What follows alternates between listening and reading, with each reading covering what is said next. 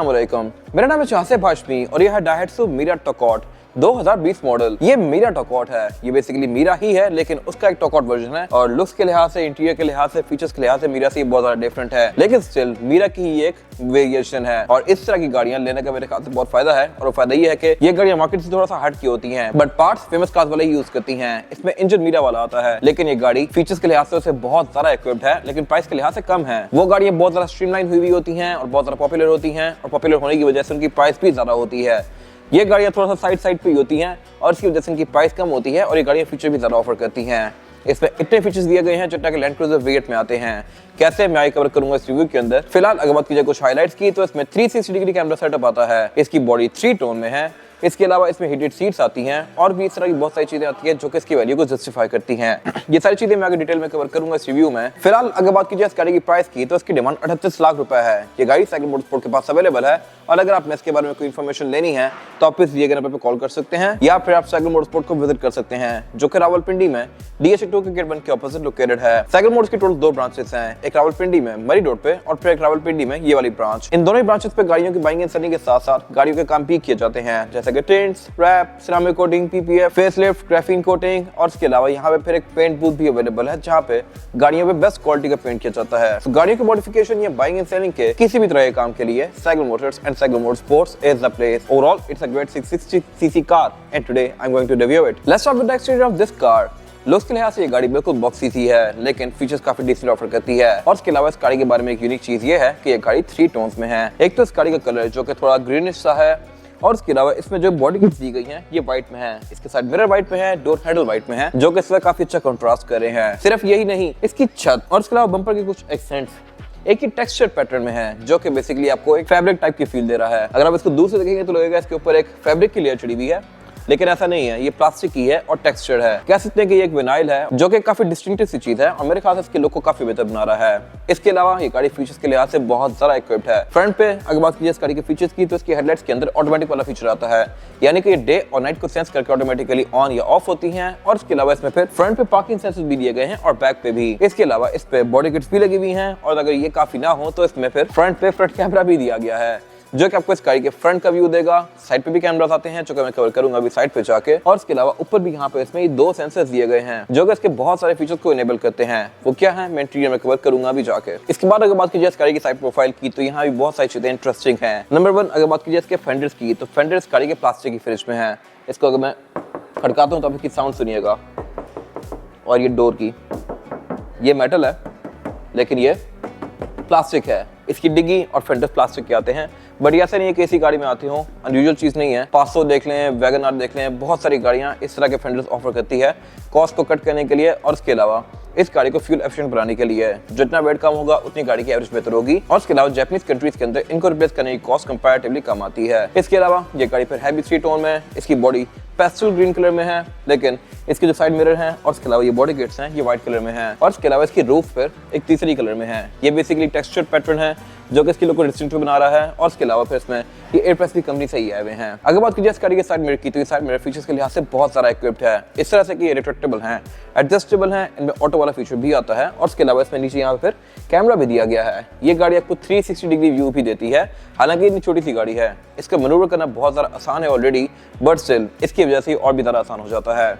तो आपकी फैमिली के लिए मेरे ख्याल से ये एक बेस्ट ऑप्शन है। इसके अलावा इस गाड़ी में सॉफ्ट अनलॉक भी आता है, यानी कि मैं इस गाड़ी को यहीं से ही लॉक या अनलॉक कर सकता हूँ लाइक दिस। आप देख सकते हैं कि इसके साइड मिरर भी फोल्ड अनफोल्ड हो रहे हैं लॉक अनलॉक होने के साथ साथ। इसके अलावा अगर बात कीजिए इस गाड़ी की एब्सोल्यूट साइड प्रोफाइल की तो ये गाड़ी कहीं से भी देखने में मीरा से मिलती जुलती नहीं लगती। इसकी बॉडी टोटली डिफरेंट है लेकिन स्टिल ये गाड़ी साइज के लिहाज से उतनी स्पेशियस है। मेरे ख्याल से लुक्स के लिहाज से ये गाड़ी भी काफी डिसेंट सी है। इसमें कटलेस काफी स्ट्रॉन्ग दी गई है, यहाँ पे डोर्स भी इसके बिल्कुल सीधे सीधे से हैं और इसके अलावा इस गाड़ी में एंट्री एग्जिट भी आसान है क्योंकि गाड़ी हाइट के लिहाज से भी काफी ऊंची है। इसके डोर्स भी ऑलमोस्ट 90 डिग्री के एंगल पे खुलते हैं तो मैं यहाँ पे आसानी से बैठ भी सकता हूँ, निकल भी सकता हूँ।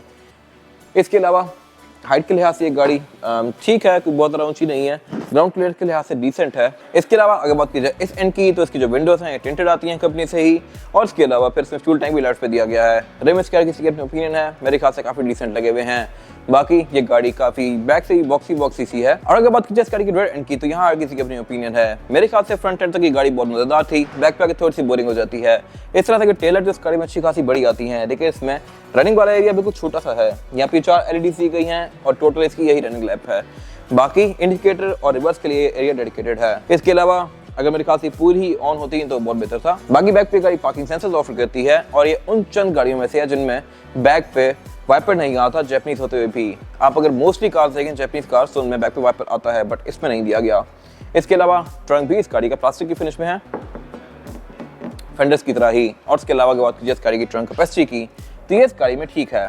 अब यहाँ पे 2 से 3 लोगों के लगेज इजीली रख सकते हैं। एक यहाँ पे बड़ा बैग आ सकता है या 2-3 छोटे बैग्स आ सकते हैं।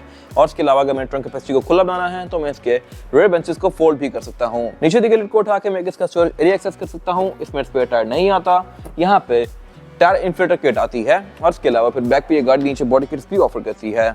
इसके अलावा यहाँ पे कुछ खास है नहीं। इसके बाद अगर बात की जाए इस गाड़ी के इंटीरियर की, तो ये भी एक्सटीरियर की तरह काफी इंटरेस्टिंग सा है। सीट्स इसकी अलग फिनिश में है, डैशबोर्ड अलग फिनिश में है, रूफ अलग फिनिश में है, स्टीयरिंग की अलग फील है। हर चीज यहाँ पे काफी यूनिक सी है और ये इंटेंशनल है। इन पे मैं आगे बात करूंगा। अभी फिलहाल अगर बात की जाए इस गाड़ी के स्टीयरिंग व्हील की, तो स्टीयरिंग व्हील इस गाड़ी का मिरर जैसा ही है मोर और लेस, लेकिन ये व्हाइट कलर का है। इसमें लेफ्ट को जो कंट्रोल दिए गए हैं मल्टीमीडिया सिस्टम के हैं। राइट स्पोक इसकी ब्लैंक ही है। एयरबैग ये गाड़ी टोटल 8 ऑफर करती है, एक स्टीयरिंग व्हील में, एक डैशबोर्ड में, 4 पिलर्स में और 2 सीट्स के साइड पर। इसके अलावा इसमें जो हेडलाइट्स के कंट्रोल हैं, इनमें ऑटोमेटिक वाला फीचर भी आता है, यानी कि डे ऑन इट को सेंस करके ऑटोमेटिकली ऑन या ऑफ होंगी। और इसके अलावा इसमें वाइपर वगैरह नॉर्मल से दिए गए हैं। स्टीयरिंग व्हील इस गाड़ी का टिल्ट वाला आता है, आप इसको ऊपर और नीचे कर सकते हैं। और अगर बात की जाए इस गाड़ी के मीटर की, तो मीटर इसका लुक्स के लिहाज से काफी डिसेंट सा है। इसमें एक टॉकआउट की बैचिंग दी गई है। और इसके अलावा इसकी स्पीड लिमिट 140 किलोमीटर/आवर तक है। डेफिनेटली ये गाड़ी 660 है और 140 भी हिट कर जाए तो बड़ी बात है। उसके बाद यहाँ पे एक एमआईडी क्लस्टर दिया गया है, जो कि अगेन आपको इस गाड़ी की बहुत सारी चीजें शो करवाता है, जैसे कि ट्रिप्स, एवरेज किलोमीटर पर लीटर, आउटसाइड टेम्परेचर, गाड़ी की स्टैट्स, पार्किंग सेंसर्स के इंफॉर्मेशन और इसके अलावा फ्यूल गेज वगैरह। ये पिक्सेलेटेड है, मेरे ख्याल से इससे बेहतर हो सकता था।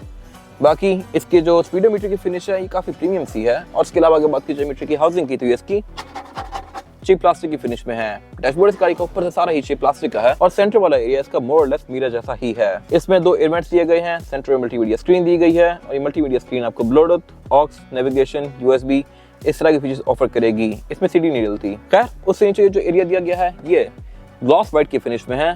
सेंटर में हेडलाइट का बटन दिया गया है और इससे नीचे इसका गेयर सिलेक्टर दिया गया है। इसमें जो गियर सिलेक्शन आती है वो है PRND स्पोर्ट्स और ब्रेकिंग की। और इसमें डैशबोर्ड गियर आता है, यानी कि इसका गियर लेवर डैशबोर्ड के अंदर माउंटेड है। और इसकी वजह यह है कि इसमें ट्रांसमिशन CVT आती है। जिन गाड़ी में ट्रांसमिशन CVT नहीं होती उनमें गियर यहाँ पे होता है, जिनमें CVT होती है उनमें गियर डैशबोर्ड में होता है। इसके अलावा क्लाइमेट कंट्रोल ये गाड़ी सिंगल जोन ही ऑफर करती है। और इस सारे एरिया से नीचे इसकी काफी सारी इंटरेस्टिंग चीजें दी गई हैं, जैसा कि एक तो 12 वोल्ट का पावर आउटलेट, फिर इसमें 2.1 एम्पीयर के 2 पावर आउटलेट आते हैं, जो कि आपके फोन को चार्ज करने के लिए काफी यूजफुल है। ये अलग अलग 2 पावर आउटलेट्स दिए गए हैं दोनों पैसेंजर्स के लिए। और इसके अलावा इसमें फिर फ्रंट दोनों सीट्स हीटेड भी आती हैं। इनको मैं यहाँ से ऑन या ऑफ कर सकता हूँ। अगेन 660 सीसी गाड़ी के लिहाज से ये मेरे ख्याल से बहुत सारे फीचर्स हैं। इसके अलावा सेंटर वाला एरिया इसका ओपन ही आता है, मैं यहीं से बैठ के लेफ्ट पे भी जा सकता हूँ पासों की तरह। और उसके अलावा फिर यहाँ पे 2 कप होल्डर्स दिए गए हैं। बैक पे सेंटर में एक ड्रॉर दी गई है। सेंटर कंसोल ये गाड़ियाँ ऑफर नहीं करती। और अगर बात की जाए इस गाड़ी की सीट्स की, तो सीट्स इस गाड़ी की टेक्सचर्ड पैटर्न में है। इनको आप आगे पीछे मैनुअली ही करेंगे, इलेक्ट्रिक वाला फीचर नहीं आता डेफिनेटली। और अगर बात की जाए इस गाड़ी के डोर्स की, तो ये मोस्टली चीप प्लास्टिक की फिनिश में है। आर्मरेस्ट वाला एरिया इसका व्हाइट कलर में दिया गया है। और इसकी विंडोज जो है ये पावर्ड हैं। ड्राइवर की विंडो सिंगल टैप वाली है, जिसको मैं सिंगल टैप से फुली रोल डाउन या रोल अप कर सकता हूँ लाइक दिस। और इसके अलावा विंडोज 20 के रिट्रैक्टेबल हैं, जिनको मैं गाड़ी के अंदर बैठ के फोल्ड अनफोल्ड कर सकता हूँ। और मैं ऑटो वाला फीचर भी आता है। इसके अलावा यहाँ पे कुछ और फीचर्स दिए गए हैं आगे, जैसा कि इसका engine start stop button, radar, traction control, इसका इको आइडलिंग ऑन ऑफ करने का कंट्रोल। और इसके अलावा इसकी हेडलाइट के कंट्रोल।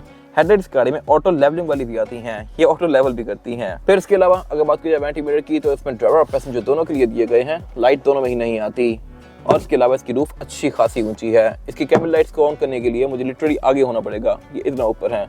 मैं अगर यहाँ से टच करना चाहूँ तो टच नहीं कर पा रहा। इसका हेडरूम बहुत सारा स्पेशियस है। बाकी गाड़ी फ्रंट पे सीट बेल्ट ऑफर करती है। और इसके अलावा यहाँ पे कुछ खास है नहीं। इसके बाद अगर बात की जाए स्काई में रेयर पैसेंजर्स के लिए सीटिंग कैपेसिटी की, तो ये बैक पे स्पेशियस है, लेकिन 2 ही लोगों के लिए। मेरे पास यहाँ पे लेग रूम का कोई खास इशू नहीं है और हेडरूम का भी। हेडरूम तो लिटरली इस गाड़ी में तकरीबन 1 फुट है मेरे लिए, मेरे सर के बाद भी ऊपर। खैर आगे से गाड़ी और भी ज्यादा ऊंची है, लेकिन बैक पे मैंने 2 लोग इसलिए कहा है कि ये गाड़ी चौड़ाई में कोई बहुत ज्यादा स्पेशियस नहीं है, तो यहाँ पे 2 ही लोग कंफर्टेबली बैठ सकते हैं। 3 लोग आना चाहें तो आ जाएंगे, लेकिन फिर फंस जाएंगे। इसके अलावा फ्लोर बेड भी इसका ऑलमोस्ट फ्लैट आता है, लेकिन छोटा सा खम्भ दिया गया है बीच में। बाकी बैक पे इसमें जो सीट्स हैं ये फोल्डेबल आती हैं। इनको फोल्ड करके मैं इसकी ट्रंक कैपेसिटी को और ज्यादा स्पेशियस बना सकता हूँ। इसमें बैक पे 2 हेडरेस्ट भी दिए गए हैं। बैक पे एयर बैग्स भी आते हैं, सीट बेल्ट्स भी आती हैं, आईसोफिक्स के बोर्ड्स भी आते हैं, रेयर विंडोज भी इसकी पावर्ड हैं, रेयर डोर्स में इसके स्पीकर्स भी आते हैं, बॉटल होल्डर भी आते हैं, और इसके अलावा यहाँ पे कुछ खास है नहीं। इसके बाद अगर बात कीजिए इस गाड़ी के इंजन की, तो इंजन इस गाड़ी में वही आता है जो कि मीरा ऑफर करती है, तो ये मेरे ख्याल से काफी अच्छी चीज है। ये गाड़ी मीरा जितनी ही एवरेज देगी, मीरा जितनी ड्यूरेबल भी है, लेकिन फीचर्स के लिहाज से मोस्टली मीरा से बहुत ज्यादा इक्विप्ड है। अगर आप इतने सारे फीचर्स के साथ मीरा लेंगे तो वो गाड़ी इससे बहुत ज्यादा महंगी होने वाली है। खैर, अगर बात कीजिए इस गाड़ी के इंजन की, तो ये KFVE इंजन है। ये इंजन 51 हॉर्स पावर प्रोड्यूस करता है, और इसके अलावा इसमें ट्रांसमिशन भी CVT आती है, तो ये दोनों चीजें मिलकर इस गाड़ी की राइड को काफी अच्छा बनाती है। और इसके अलावा स्पेसिफिक कार में बैटरी भी पैनासोनिक की है, और ये ऑलमोस्ट ब्रांड न्यू ही है, तो ये भी आपको 2-3 साल तक बिल्कुल तंग नहीं करने वाली। इसके अलावा इस गाड़ी में ABS, traction control, driving mode, parking sensors, lane departure assist, इस तरह की बहुत सारी चीजें आती हैं जो कि इस गाड़ी को और भी तरह अच्छा बनाती हैं। अब अगर बात कीजिए सबसे इंपॉर्टेंट चीज की, तो वो है इस गाड़ी की एवरेज। ये गाड़ी आपको एवरेज तकरीबन 25 से 30 तक की दे सकती है अगर आप इसको बहुत ही प्यार से चलाएं, वरना नॉर्मली गाड़ी आपको 20-22 तक की एवरेज आराम से देगी, जो कि मेरे ख्याल से काफी अच्छी एवरेज है इस बॉडी साइज के लिहाज से। इसके अलावा इसके बोनेट के अंदर पे इंसुलेशन भी दी गई है। बोनेट ओपन इस गाड़ी का स्टैंड से ही होता है, और इसके अलावा यहाँ पे कुछ खास है नहीं। ये था आज का रिव्यू। अगर आपको ये रिव्यू पसंद आया है तो इस रिव्यू को लाइक कीजिए, मेरे चैनल को सब्सक्राइब कीजिए, और अगर आपके पास गाड़ी से रिलेटेड कोई भी राय है तो उसको कमेंट सेक्शन में शेयर जरूर कीजिएगा, ताकि वो लोग जो ये गाड़ी लेने वाले हैं वो आपकी राय से फायदा उठा सकें। अपना ख्याल रखिएगा। Thank you.